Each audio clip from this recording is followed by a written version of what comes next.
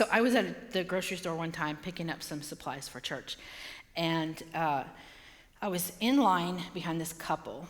And this couple was talking about church people, how they couldn't stand church people, and how all those church people were hypocrites. And I'm just like, okay, what am I going to say to that? I'm a church people. So I'm just going on in the line. But then they started to engage the cashier. And she wasn't talking about church people, she was talking about foreigners, and how she didn't like foreigners and those snooty accents they have, thinking they're better than everybody else. So I'm just taking a deep breath.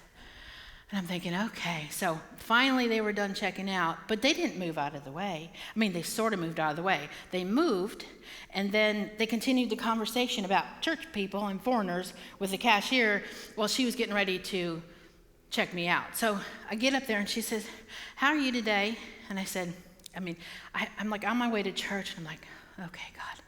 It's one of those forgive me in advance things, you're going to do something. So I was just like, I'm doing fine, thank you. Could you please make sure you double bag those, because when I get to the sanctuary, they're going to be very heavy, and I've got to carry them to the fellowship hall. I was like, I could. So I got to my car, and I'm like, oh, Father, please forgive me for my accent.